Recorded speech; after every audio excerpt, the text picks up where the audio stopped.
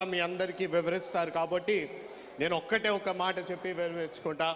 ఆనాడు మనము ఎన్నికలకి ముందు ఆనాడు ఆయన రాజోల్ నియోజకవర్గానికి వచ్చినప్పుడు ఆ రోజున బహిరంగ సభలోని ఆయన ఒక్క మాట తెలియపరిచారు.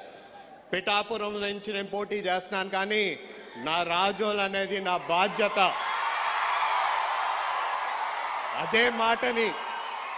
అదే మాటని నిలబెట్టుకుంటూ ఈ రోజున కోకోనట్ రైతులైనా సరే, హార్టికల్చర్ రైతులు పడుతున్న సమస్యల గురించి కూడా వివరించి అన్ని విషయాలు తెలుసుకుంటూ దీన్ని ఒక స్ట్రాటజికల్ ప్లానింగ్ పెట్టుకుని ఏ విధంగా వీళ్ళని ఆదుకునే బాధ్యత నాదని కూడా ఈ రోజున ఆయన హామీ ఇవ్వడం జరిగింది. అదే కాదు, ఇక్కడ ఉన్న పరిస్థితులన్నింటినీ కూడా కోనసీమ ప్రాంతంలోని ఉన్న డ్రైన్ విషయాలకు వస్తే ఏ విధంగా మనము ఒక స్ట్రాటజికల్గా ముందుకు వెళ్ళాలో, మనం ఇక్కడ ఉన్న పూర్తిగా ఉన్న అన్ని సమస్యలను ఏ విధంగా పరిష్కరించాలో అవన్నిటినీ కూడా ఆయన పర్యవేక్షణ చేస్తూ రేపు రాబోయే రోజుల్లోని కూడా దీనికి 2-3 మీటింగ్లు పెడుతూ కావాల్సి ఉంటే కేంద్రానికి కూడా మనం వెళ్ళి మాట్లాడుతూ మనం అక్కడి నుంచి ఒక కోకోనట్ డెవలప్మెంట్ బోర్డుని కూడా ఇక్కడికి రప్పించే విధంగా మనం ప్రస్తావించాలని కూడా ఆయన మాట్లాడడం జరిగింది.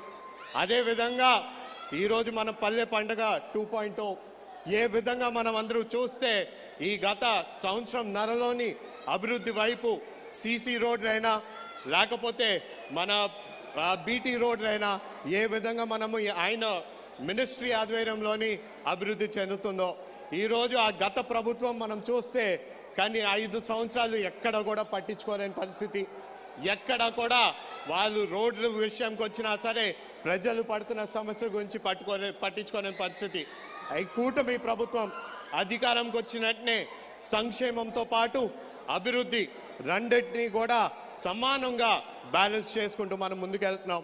మనకి ఈ ఎన్డీఏ కూటమి మన ముఖ్యమంత్రి వర్యులు శ్రీ నారా చంద్రబాబు నాయుడు గారు, అలాగే మన ఉప ముఖ్యమంత్రి శ్రీ పవన్ కళ్యాణ్ గారు, వీరిద్దరూ కలిసిమెలిసిగా మనకి ముందు అడుగులు వేస్తుంటే ఈ కోనసీమ జిల్లా కాదు, ఈ రాష్ట్రం ఖచ్చితంగా రేపు అనుకున్న విధంగా అభివృద్ధి సంక్షేమం చెందుతుందని మరొక్కసారి మీ అందరికీ తెలియజేసుకుంటూ ఇక్కడికి వచ్చిన ప్రతి ఒక్కరికి పేరు పేరున నమస్కారం తెలియజేసుకుంటూ సెలవు తీసుకున్నాం. Thank you sir. ధైర్యం ఒక శబ్దం అయితే అది వారి గళం, నిజాయితీ ఒక రూపం అయితే అది వారి వ్యక్తిత్వం, పోరాటం ఒక రూపురేఖ అయితే అది ఆయన అడుగు. శ్రీ ఉప ముఖ్యమంత్రి వర్యులు కొణిదెల పవన్ కళ్యాణ్ గారిని తమ అమూల్యమైన సందేశాన్ని అందించవలసిందిగా ఆహ్వానం పలుకుతూ ఉన్నాం.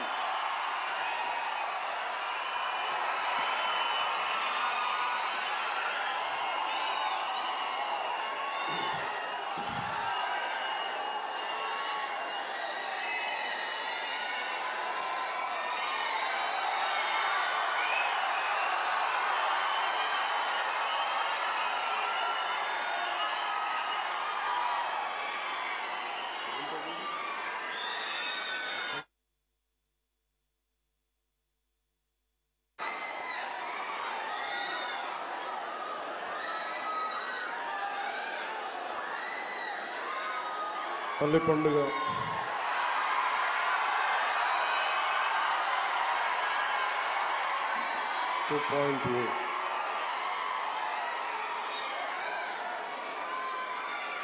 గౌరవ ముఖ్యమంత్రి శ్రీ నారా చంద్రబాబు నాయుడు గారి ఆధ్వర్యంలో ఎన్డీఏ కూటమి ప్రభుత్వం ఏర్పడిన తర్వాత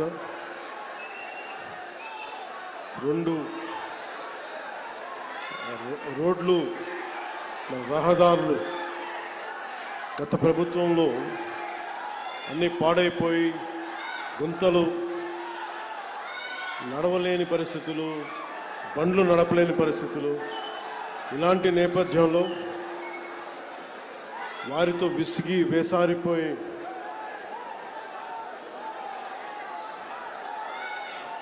కూటమి ప్రభుత్వానికి మీరందరూ మద్దతుగా నిలబడినందుకు మనస్ఫూర్తిగా మీ అందరికీ నా కృతజ్ఞతలు.